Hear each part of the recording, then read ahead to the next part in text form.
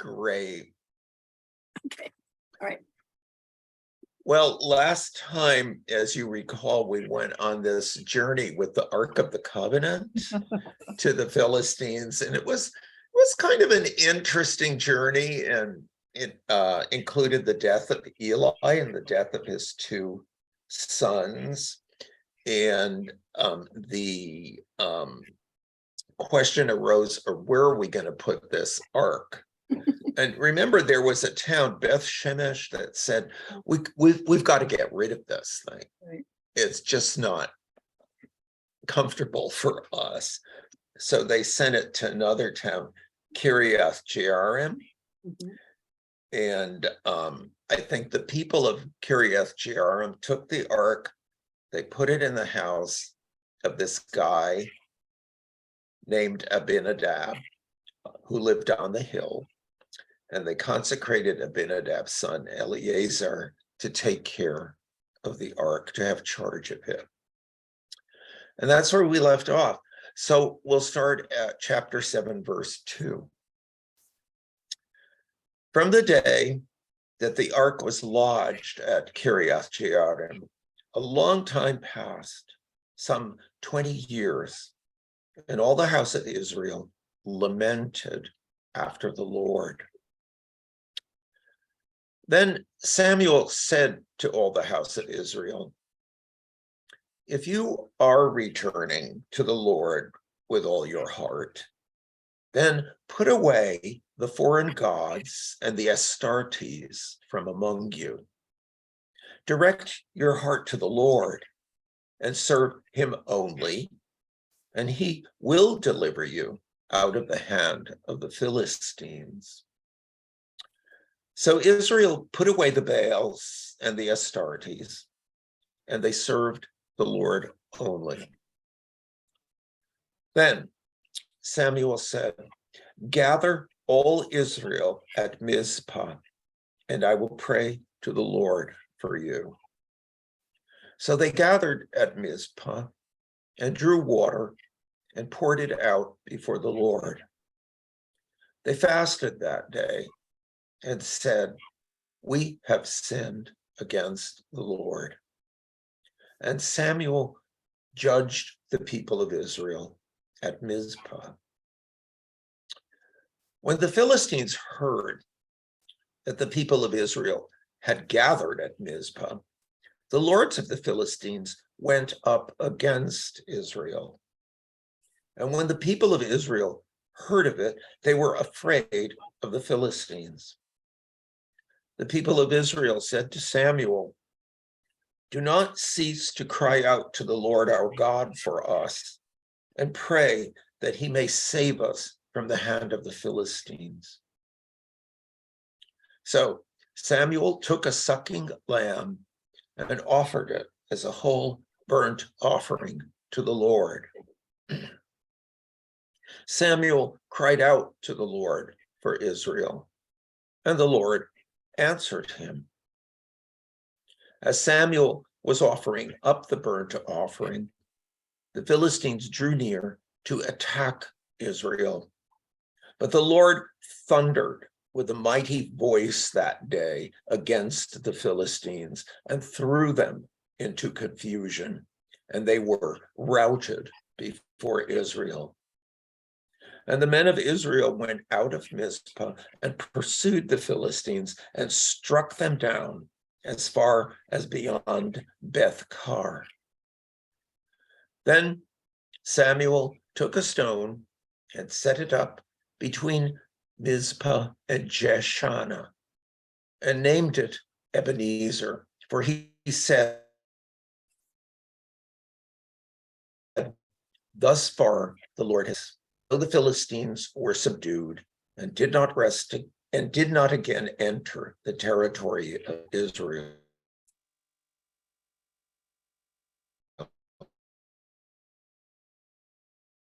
Larry, you're frozen. The hand of the Lord. Okay. Yeah, I'm not sure what causes that, but Am I back? now you're back. Yes. Okay. Okay. The hand of the Lord was against the Philistines all the days of Samuel. The towns that the Philistines had taken from Israel were restored to Israel from Ekron to Gath, and Israel recovered their territory from the hand of the Philistines. There was peace also between Israel and the Amorites. Samuel judged Israel all the days of his life. He went on a circuit year by year to Bethel, Gilgal, and Mizpah, and he judged Israel in all these places. Then he would come back to Ramah, for his home was there. He administered justice there to Israel and built there an altar to the Lord. When Samuel became old, he made his sons judges over Israel. The name of his firstborn son was Joel, and the name of his second, Abijah. They were judges in Beersheba. Yet his sons did not follow in his ways, but turned aside after gain. They took bribes and perverted justice. Then all the elders of Israel gathered together and came to Samuel at Ramah and said to him, "You are old, and your sons do not follow in your ways. Appoint for us then a king to govern us like other nations." But the thing displeased Samuel when they said, "Give us a king to govern us." Samuel prayed to the Lord, and the Lord said to Samuel, "Listen to the voice of the people in all that they say to you. For they have not rejected you, but they have rejected me for being king over them, just as they have done to me from the day I brought them up out of Egypt to this day, forsaking me and serving other gods. So also they are doing to you. Now then, listen to their voice. Only you shall solemnly warn them and show them the ways of the king who shall reign over them." So Samuel reported all the words of the Lord to the people who were asking him for a king. He said, "These will be the ways of the king who will reign over you. He will take your sons and appoint them to his chariots and to be his horsemen and to run before his chariots. And he will appoint for himself commanders of thousands and commanders of 50s, and some to plow his ground and to reap his harvest, and to make his implements of war and the equipment of his chariots. He will take your daughters to be perfumers and cooks and bakers. He will take the best of your fields and vineyards and olive orchards and give them to his courtiers. He will take 1/10 of your grain and of your vineyards and give it to his officers and his courtiers. He will take your male and female slaves and the best of your cattle and donkeys and put them to his work. He will take 1/10 of your flocks, and you shall be his slaves. And in that day you will cry out because of your king, whom you have chosen for yourselves. But the Lord will not answer you in that day." But the people refused to listen to the voice of Samuel. They said, "No, but we are determined to have a king over us, so that we also may be like other nations, and that our king may govern us and go out before us and fight our battles." When Samuel had heard all the words of the people, he repeated them in the ears of the Lord. The Lord said to Samuel, "Listen to their voice and set a king over them." Samuel then said to the people of Israel, "Each of you return home."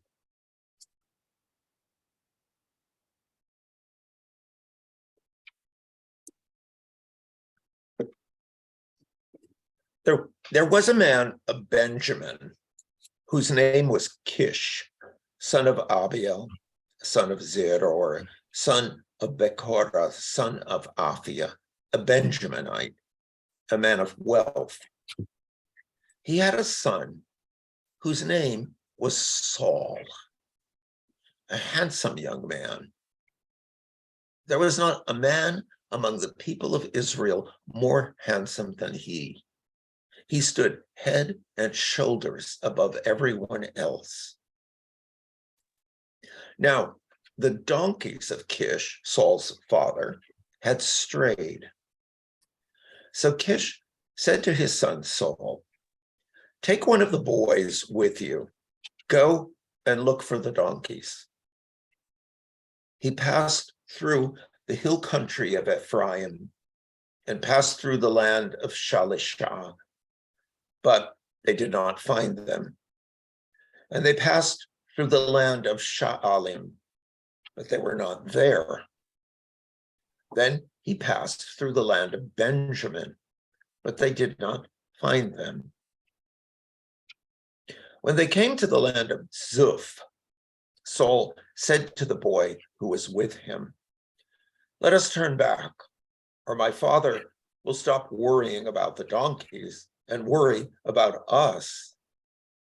But he said to him, "There is a man of God in this town. He is a man held in honor. Whatever he says always comes true. Let us go there now. Perhaps he will tell us about the journey on which we have set out." Then Saul replied to the boy, "But if we go, what can we bring the man? For the bread in our sacks is gone, and there is no present to bring to the man of God. What have we?" The boy answered Saul again, "Here, I have with me a quarter shekel of silver. I will give it to the man of God to tell us our way." Formerly in Israel, anyone who went to inquire of God would say, "Come, let us go to the seer." For the one who is now called a prophet was formerly called a seer. Saul said to the boy, "Good, come, let us go." So they went to the town where the man of God was. As they went up the hill to the town, they met some girls coming out to draw water and said to them, "Is the seer here?" They answered, "Yes, there he is, just ahead of you. Hurry, he has come just now to the town because the people have a sacrifice today at the shrine. As soon as you enter the town, you will find him before he goes up to the shrine to eat. For the people will not eat until he comes, since he must bless the sacrifice. Afterward, those eat who are invited. Now go up, for you will meet him immediately." So they went up to the town. As they were entering the town, they saw Samuel coming out toward them on his way up to the shrine. Now, The day before Saul came, the Lord had revealed to Samuel, "Tomorrow, about this time, I will send to you a man from the land of Benjamin, and you shall anoint him to be ruler over my people Israel. He shall save my people from the hand of the Philistines, for I have seen the suffering of my people, because their outcry has come to me."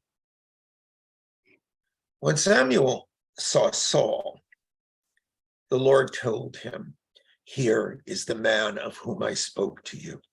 He it is who shall rule over my people."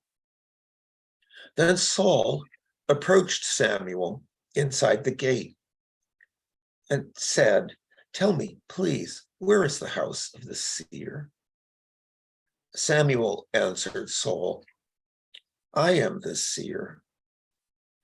Go up before me to the shrine, for today you shall eat with me, and in the morning I will let you go and will tell you all that is on your mind.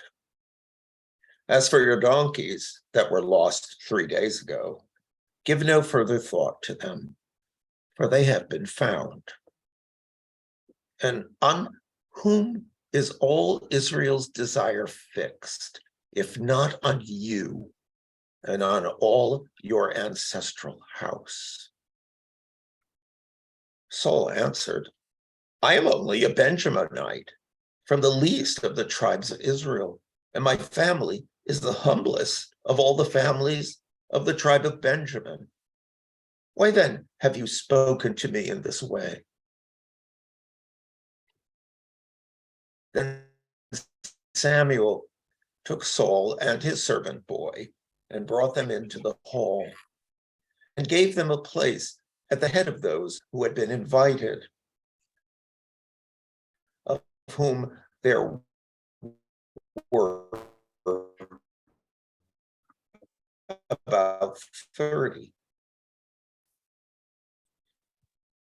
And Samuel said to the You're cook, freezing up again. "Bring the portion I gave you, the one what went with it." Did you hear Samuel talk to the cook? Bring the portion. Yes. Yeah. Okay, bring the portion I gave you, the one I asked you to put aside. The cook took up the thigh and what went with it and set them before Saul. Samuel said, "See, what was kept is set before you. Eat, for it is set before you at the appointed time, so that you might eat with the guests." So Saul ate with Samuel that day. When they came down from the shrine into the town, a bed was spread for Saul on the roof, and he lay down to sleep. Then, at the break of dawn, Samuel called to Saul upon the roof, "Get up, so that I may send you on your way." Saul got up, and both he and Samuel went out into the street. As they were going down to the outskirts of the town, Samuel said to Saul, "Tell the boy to go on before us, and when he has passed on, stop here yourself for a while, that I may make known to you the word of God."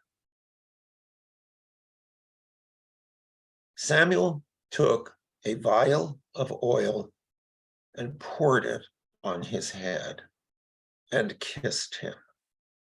He said, "The Lord has anointed you ruler over his people Israel. You shall reign over the people of the Lord, and you will save them from the hand of their enemies all around. Now this shall be the sign to you that the Lord has anointed you ruler over his heritage. When you depart from me today, you will meet 2 men by Rachel's tomb in the territory of Benjamin at Zelzah. They will say to you, the donkeys that you went to seek are found. And now your father has stopped worrying about them and is worrying about you, saying, what shall I do about my son? Then you shall go on from there further and come to the oak of Tabor. 3 men going up to God at Bethel will meet you there. One carrying 3 kids, another carrying 3 loaves of bread, and another carrying a skin of wine. They will greet you and give you 2 loaves of bread, which you shall accept from them. After that, you shall come to Gibeath Elohim, at the place where the Philistine garrison is. There, as you come to the town, you will meet a band of prophets coming down from the shrine with harp, tambourine, flute, and lyre playing in front of them. They will be in a prophetic frenzy. Then the Spirit of the Lord will possess you, and you will be in a prophetic frenzy along with them and be turned into a different person. Now, when these signs meet you, do whatever you see fit to do, for God is with you. And you shall go down to Gilgal ahead of me. Then I will come down to you to present burnt offerings and offer sacrifices of well-being. 7 days you shall wait until I come to you and show you what you shall do. As he turned away to leave Samuel, God gave him another heart. And all these signs were fulfilled that day. When they were going from there to Gibeah, a band of prophets met him, and the Spirit of God possessed him, and he fell into a prophetic frenzy along with them. When all who knew him before saw how he prophesied with the prophets, the people said to one another, what has come over the son of Kish? Is Saul also among the prophets? A man of the place answered, and who is their father? Therefore, it became a proverb. Is Saul also among the prophets? When his prophetic frenzy had ended, he went home. Saul's uncle said to him and to the boy, where did you go? And he replied, to seek the donkeys. And when we saw they were not to be found, we went to Samuel. Saul's uncle said, tell me what Samuel said to you. Saul said to his uncle, he told us that the donkeys had been found. But about the matter of the kingship of which Samuel had spoken, he did not tell him anything.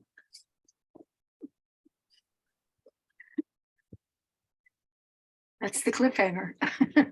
Yeah.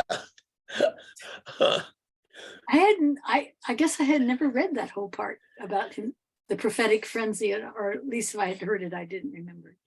Yeah. I guess it's part of, because God gave him a new heart. Isn't that an interesting statement? And why didn't he tell his uncle?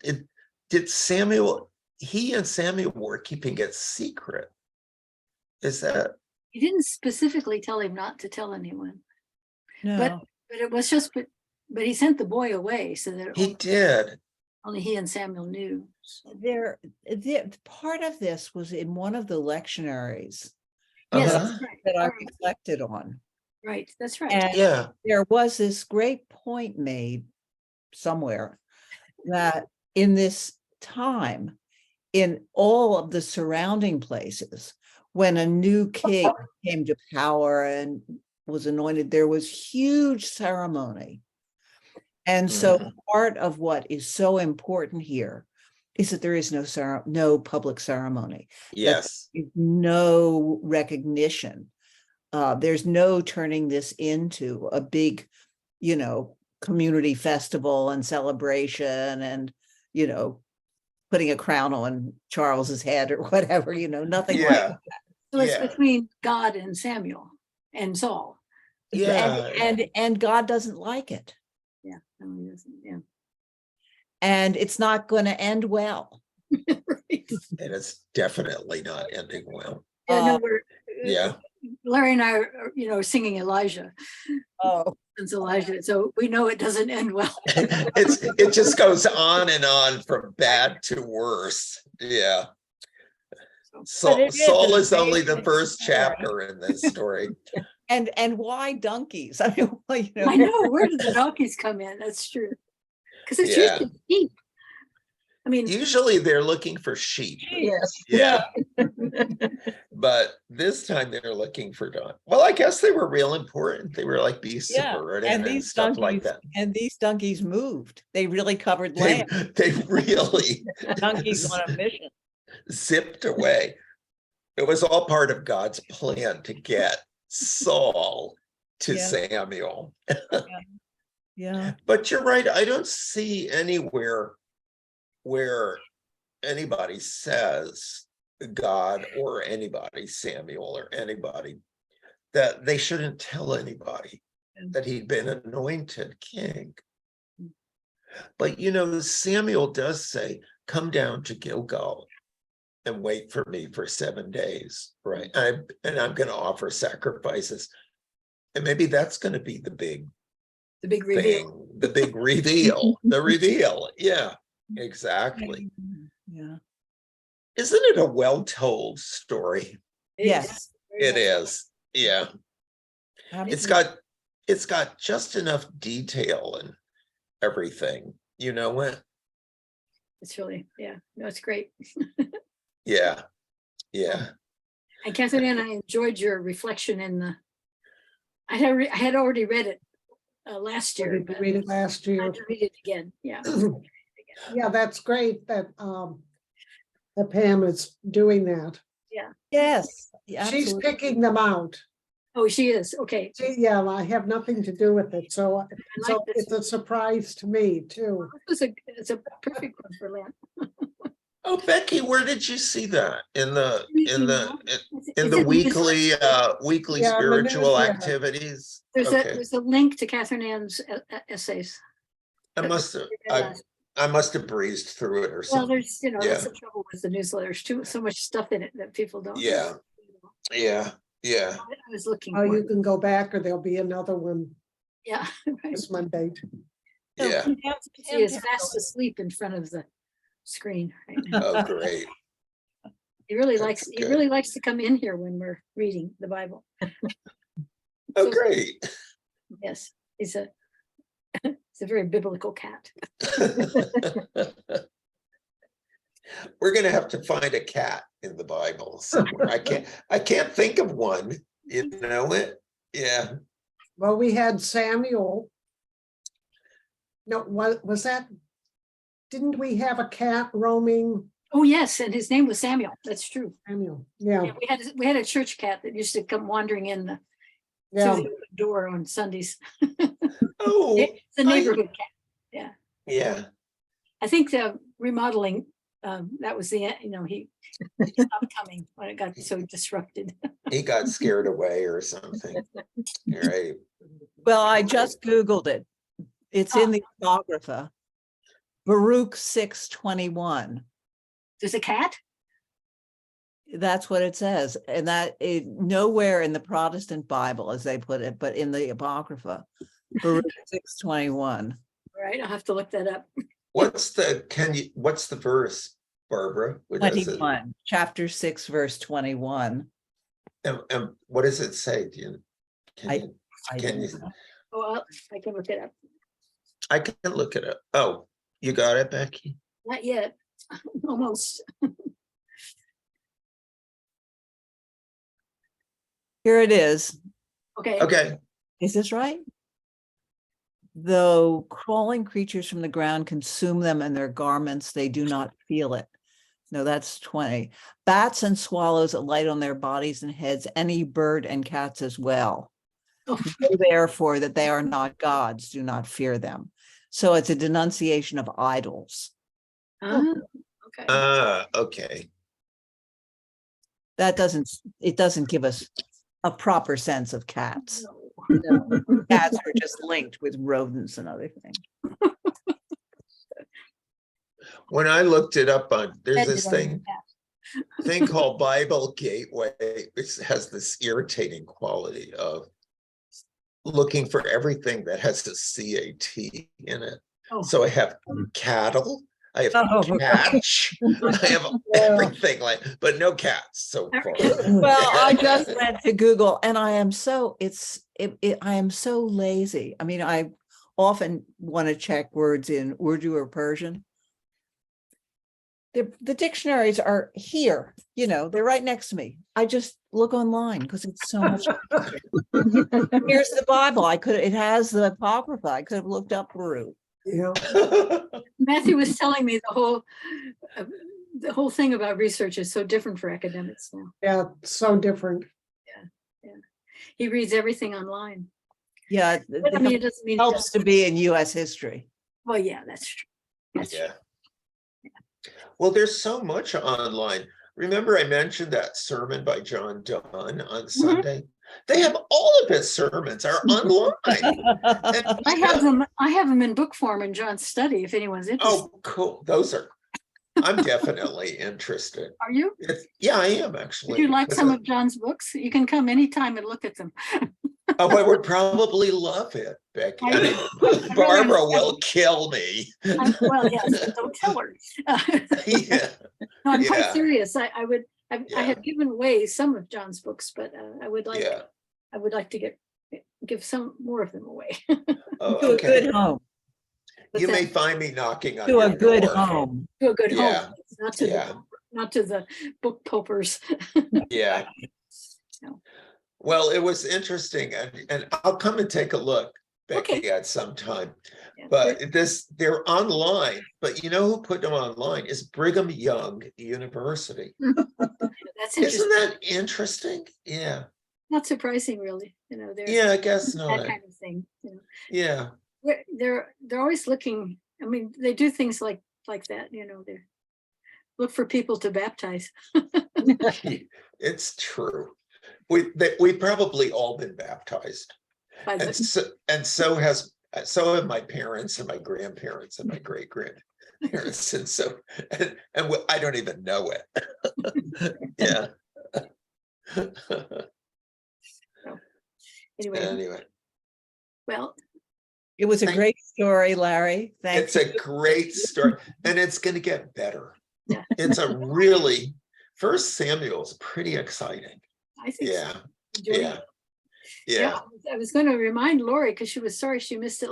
At least, as long as we're recording them, at least everyone can listen to them. Yeah. Yeah. Like Peggy says, she comes back and listens to them, which is nice, really nice. I am Yeah. going to stop the recording.